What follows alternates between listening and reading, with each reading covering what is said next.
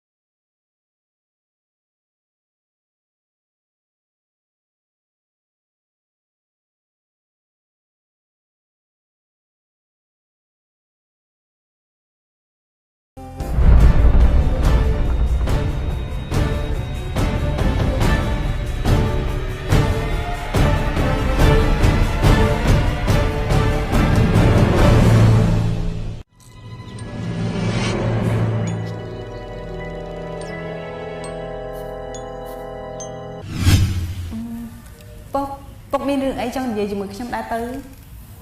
Việc đôi chùm lại nè cô. Tăng phải bốc vô rụp chùm lại để cô thưa tiếng mấy nè. Mò của rụp bồ chê bê ná. Cá rốc phi chui đô rồi bỏ bốc nè. Nó chỉ miễn cá cạ cọp lón nè. Ria pho chùm nành vĩnh cứ chùm nành ban chứ ra lớp bị cá làm bông tốc rồi bỏ bốc từ tiền. Đồng bóng bốc còn từ kết hạ. Có thưa rụp lên lên tì. Tại ở lớn nè vì khai tôi chỉ chùm nưa rồi bỏ bốc hay nằm mà. Đại vô mò của rụp bồ chê từ hai. Hai mà giam vinh tiến nọ. Nó bê đã bốc thưa đầm ná tên na chẳng ai. Ở đứa con bên cựu ở xóm ấy. Hạ đôi chim miên sầm lấy thì mây pro nó nè bọc rạp. Tha bốc cùng từ đứa con bốc rạp dài luôn. Rương môi cơ rụp sầm na đã bác con chẳng bấy một miên vị nhiên mau sầm thắt. Bốc bốc vậy bạn nâng cứ trong khai cho nó bốc.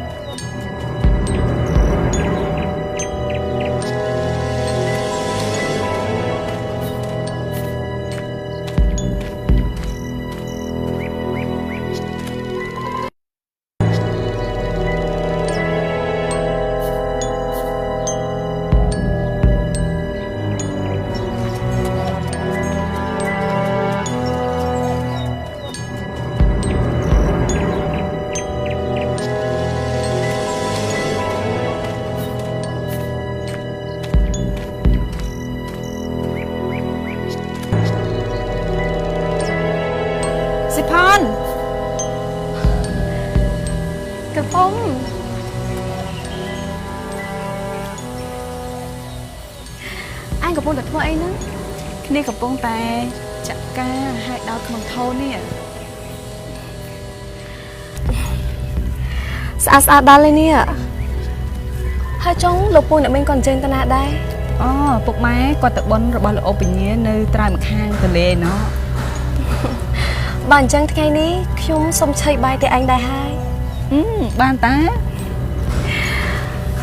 Chẳng chăm không nơi cầm đầu ai rồi họ đo lục buồn ở bên còn trên mà đo nè. Ngày ní bục máy mình nơi kia tụi này còn coi chậm ca lên tới. Anh bật cài đo lên nè. Sao tặng ó. Cực bông. Ông Chanh. Cực bông. Mình rừng thông ơi. Mình rừng ấy tao bằng Chanh. Lưu kia này vậy tha. Cái song mình tu luôn tắc slap nơi ai trang từ lên nó. Hao cái tha. Đôi chơi lục bố hai nâng là mình. Bọc mày. Cực bông.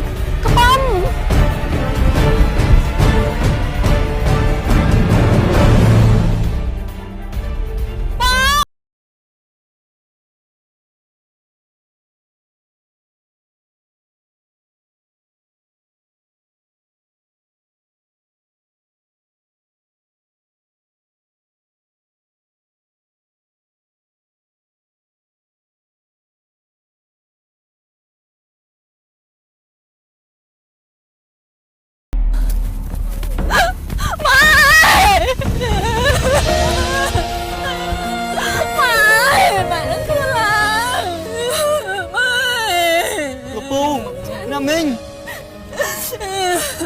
Bạn đừng khóc là Lục bố.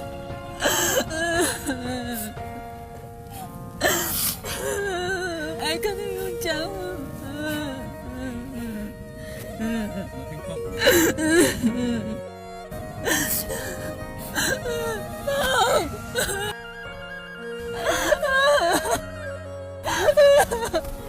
Bố.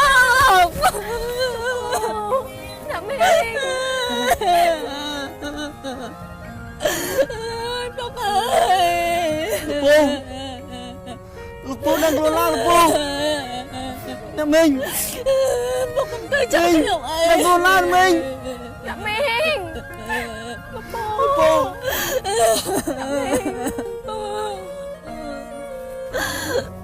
អ្នកឡើង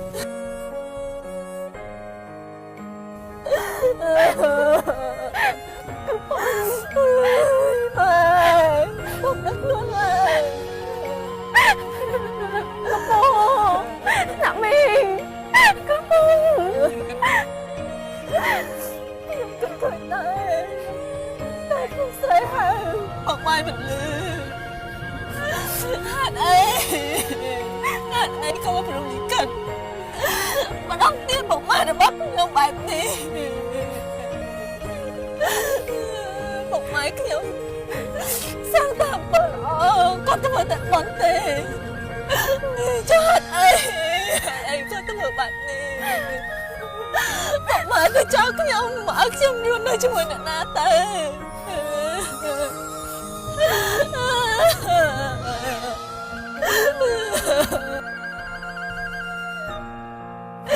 ពុកម៉ែ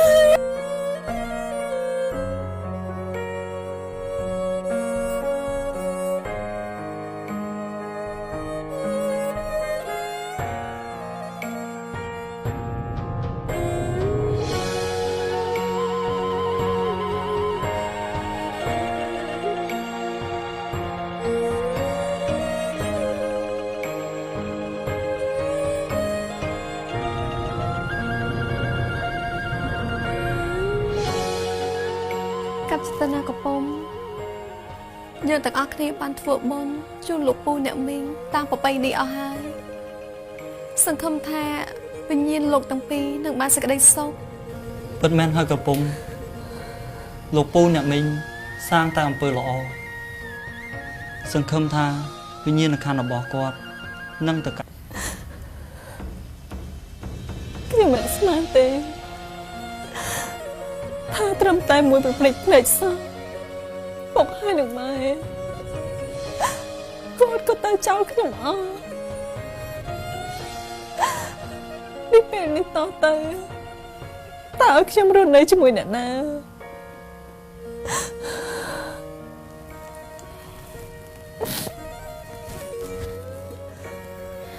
មិនអីទេឯងនៅមានខ្ញុំមានបងច័ន្ទហើយក៏មានអ្នកភូមិជាច្រើនតែគេគោរពនិងស្រឡាញ់លោកទាំងពីរ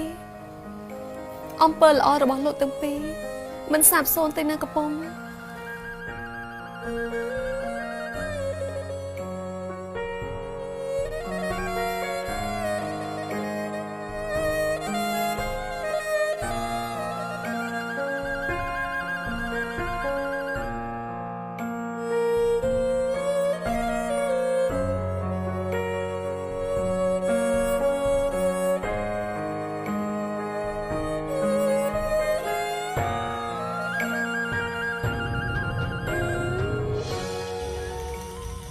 ឃើញដែរអត់កូន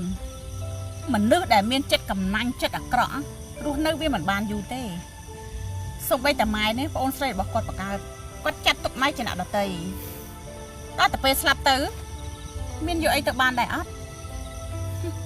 នៅចំពោះមុខអ្នកភូមិអ្នកស្រុកម៉ែនេះធ្វើជាយំបង្ហូរទឹកភ្នែកតែធៀបពិតរបស់ម៉ែមិនចង់បង្ហូរទឹកភ្នែកដោយសារតែបងកណ្ដុលនោះទេ ម៉ែតែពេលនេះពួកគាត់ទៅបាត់ហើយណាម៉ែចាប់ពីថ្ងៃនេះទៅគឺនៅសល់តែម៉ែម្នាក់ប៉ុណ្ណោះ អេកូនស្រីនេះ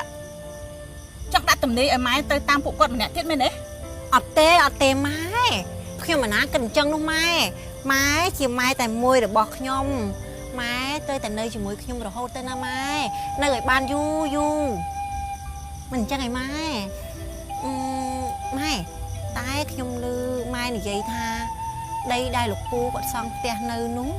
គឺជាគេរបស់លោកយាយចែកឲ្យតើត្រូវទេម៉ែ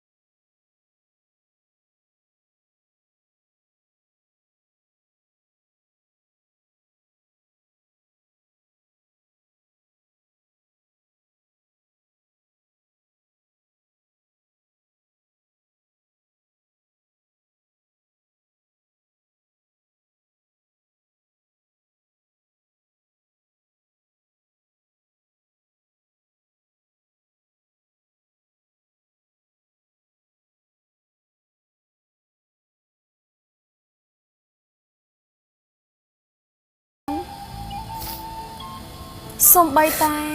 អ្នកចៅទូកដែលគេពូកែចេះហែទឹកយ៉ាងណាក៏ត្រូវលងទឹកស្លាប់ដោយពាក្យចាស់លោកពោថាសង្ខារវាមិនទៀងទេ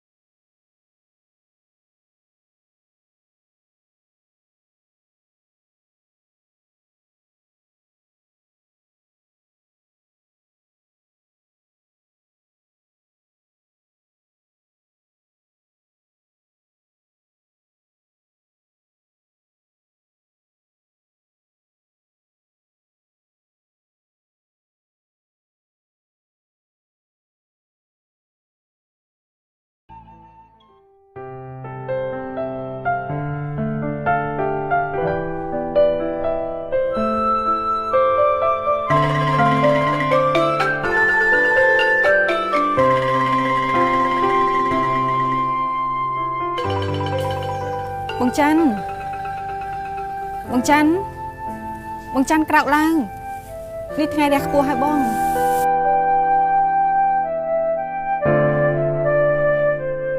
ក្រោកឡើងមកបងច័ន្ទថ្ងៃរះខ្ពស់ហើយណាក្រពុំនេះភ្លឺហើយមែនទេបងដេកលងក៏ព្រោះតែបងទៅតែដេកលក់នៅពេលដែលផ្កាយព្រឹករះបងច័ន្ទស៊ីផនគេទៅផ្ទះហើយថ្ងៃនេះបើសិនជាបងរវល់ធ្វើការងារបងទៅធ្វើការងាររបស់បងចោះណាខ្ញុំអរគុណបងច័ន្ទខ្លាំងណាស់ដែលប្រហែលថ្ងៃនេះបងមកគេកំដរខ្ញុំរហូតអញ្ចឹងបងទៅធ្វើការនៅរោងជាងសិនហើយណាចាំយប់នេះចាំបងមកកំដរទៀតមិនអីទេបងច័ន្ទបើសិនជាបងរវល់ធ្វើការបងទៅធ្វើការងាររបស់បងចោះខ្ញុំអាចគេចម្នាក់ឯងក៏បានដែរមិនអីទេប៉ុន្តែក៏ពុំត្រូវតែប្រយ័ត្នណាកុំចេញទៅណាផ្ដេសផ្ដាស់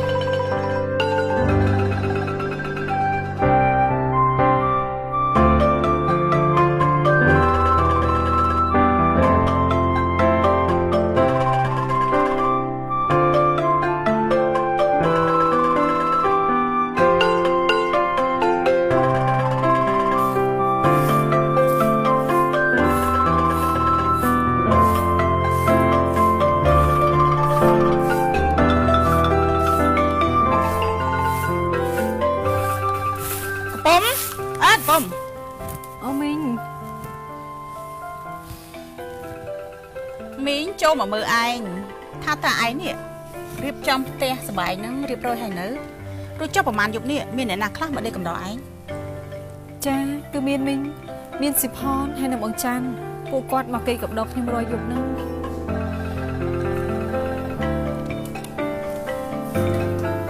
បងប្អូនឯងមិនពឹងពាក់ទេបើជាតែពឹងអ្នកដតីប្រហែលជាឪពុកម្ដាយរបស់ឯងនោះបណ្ដោះចិត្តឯងនេះណាឲ្យស្អប់ខ្ពើមបងប្អូនឯងហើយមើលទៅនោះ អត់ទេមីងពុកម៉ែរបស់ខ្ញុំគាត់មិនដែលបង្កប់ឲ្យខ្ញុំស្អប់ខ្ពើមញាតិសន្តានរបស់ខ្លួនឯងចឹងទេខ្ញុំបានតែសុំឲ្យបងសំសួនគាត់មកសម្រាប់ជាមួយខ្ញុំដែរប៉ុន្តែបងសំគាត់និយាយថាគាត់ខ្លាចព្រោះតែខ្ញុំទុកធៀបពុកម៉ែនៅទីនេះ ល្អហើយចឹងមកពីឪពុកម្ដាយរបស់ឯងណាមិនចូលចិត្តកូនសំសួនរបស់យើងនោះទេនេះនិយាយចឹងឯងគិតយ៉ាងម៉េចផ្ទះទាំងមូលនេះណាឯងប្រុងនៅម្នាក់ឯងចឹងណា ពេលនេះខ្ញុំគិតអីមិនឃើញទេមីងខ្ញុំគិតតែម្យ៉ាងប៉ុណ្ណោះគឺខ្ញុំនឹកពុកម៉ែខ្ញុំណា ឯងនឹកពួកគាត់ទៅអីទៅពួកគាត់ស្លាប់ទៅប្រកាសជាបានសុខហើយចាប់តែឯងវិញទេណាខ្លួនជាស្រីនៅផ្ទះមួយតែម្នាក់ឯងមកអង្គុយចិត្តមីងមកនេះ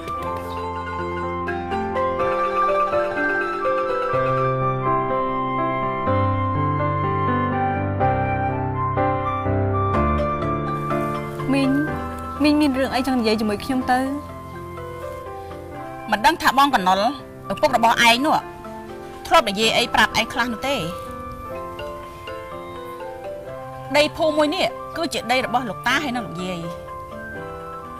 លោកតាលោកយាយមានកូនតែ2នាក់ទី1គឺបងកណុលទី2គឺមីងនឹងឯងដីភូមិមួយនេះណាដែលបងកណុលគាត់សាងផ្ទះនេះគឺត្រូវតែបែងចែកជា2ចំណែកគឺមិនមែនជាកម្មសិទ្ធិបងកណុលទាំងស្រុងនោះទេ ខ្ញុំមិនធ្លាប់ឮពុកម៉ែនិយាយប្រាប់ខ្ញុំទេខ្ញុំមិនដឹងទេមីងរឿងនេះ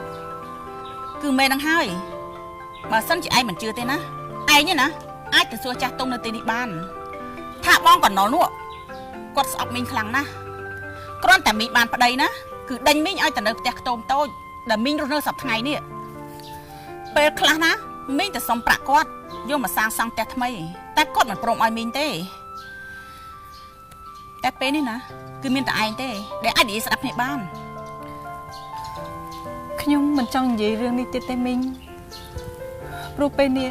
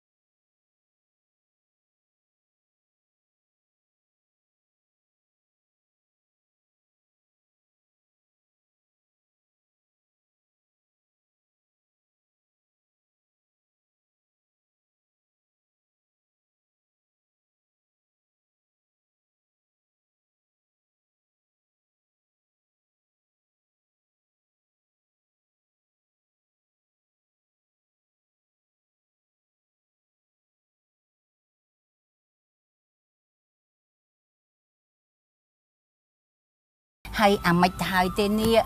ហើយក្មួយអាក្មួយមិនគួរណាមនុស្សល្អបែរជាអាយុខ្លីអញ្ចឹងទេនេះហើយចំណែកឲ្យមនុស្សអាក្រក់វាបែរជាមានជីវិតរស់នៅហើយដើរតែជែកតែចុចនិយាយដើមគេពេញតែស្រុកពេញតែភូមិហ្នឹងណាហើយក្មួយអានេះអាណិតដល់ហើយក្មួយអើយមិនគួរសោះនៅសុកក៏ស្រាប់តែកព្រាឪពុកកព្រាម្ដាយអញ្ចឹងទៅវិញនេះ ខ្ញុំនៅតែគេយំនឹកពុកម៉ែរយយប់ណាអូន ពុកម៉ែរបស់ខ្ញុំគាត់ជាមនុស្សល្អណាស់មិនគួរណាគាត់ទៅចោលខ្ញុំបែបនេះទេ ក្មួយឲ្យក្មួយហើយនេះតំណតទៅក្មួយឯងត្រូវគិតម៉េចនេះផ្ទះមួយធំល្វឹងល្វើយអញ្ចឹងហើយត្រូវមករស់នៅម្នាក់ឯងហើយម្យ៉ាងខ្លួនជាស្រីទៀតណា អ៊ំប្រហែលថ្ងៃនេះគឺបានសិផនហើយនៅបងច័ន្ទពួកគាត់មកកេរកំដរខ្ញុំដែរប៉ុន្តែពួកគាត់មិនអាចនៅកំដរខ្ញុំរហូតបានទេខ្ញុំនៅមានមីងហើយនឹងបងសំសួនម្នាក់ដែរប៉ុន្តែមើលទៅពួកគាត់ដូចជាមិនស្រឡាញ់ខ្ញុំទេអ៊ំ អូយក្មួយឲ្យក្មួយបើនិយាយរឿងម៉ែកូនទាំងពីរនាក់ហ្នឹងមិនមែនដូចជាមិនស្រឡាញ់គឺមិនស្រឡាញ់តតែមងហ្នឹងណាតែបើមិនជឿក្មួយឯងសួរអ៊ំទៅណែម៉ែកូនពីរនាក់ហ្នឹងដើរនិយាយដើមលោកប្អូនកណុលហ្នឹងតាំងពីដើមភូមិរហូតដល់ចុងភូមិអ្នកណាក៏គេដឹងដែរគ្រប់គ្នាគេនិយាយថានេះម៉ែកូនពីរនាក់ហ្នឹងមិនដែលស្រឡាញ់គ្រួសារហ្នឹងទេណាអញ្ចឹងផងឯអ៊ំ ហ្នឹងហើយ នេះមិនដែលមានអ្នកណាគេនិយាយប្រាប់ខ្ញុំទេពីមុនមកខ្ញុំគឺតែងតែចាត់ទុកមីងហើយនឹងបងសំសួនដូចជាបងប្អូនបង្កើតរបស់ខ្ញុំអញ្ចឹង អើយនឹងហើយក៏ប៉ុន្តែចាប់ពីឥឡូវហ្នឹងទៅក្មួយឯងត្រូវតែរស់នៅម្នាក់ឯងហើយក្មួយឯងត្រូវតែចេះប្រយ័ត្នប្រយែងខ្លួនផងណាណែនិយាយអញ្ចឹងអ៊ំមកហ្នឹងគឺចង់សួរក្មួយឯងរឿងមួយ អ៊ំមានរឿងអីចង់សួរខ្ញុំទៅ គឺក្មួយណែក្មួយឯងមានដែលស្គាល់ក្មួយប្រាងឯងអ្នកប្រុសប្រាង អ្នកប្រុសប្រាំង ហ្នឹងហើយ ខ្ញុំមិនធ្លាប់ស្គាល់ទេអ៊ំប៉ុន្តែខ្ញុំធ្លាប់បានជួបគាត់ម្ដង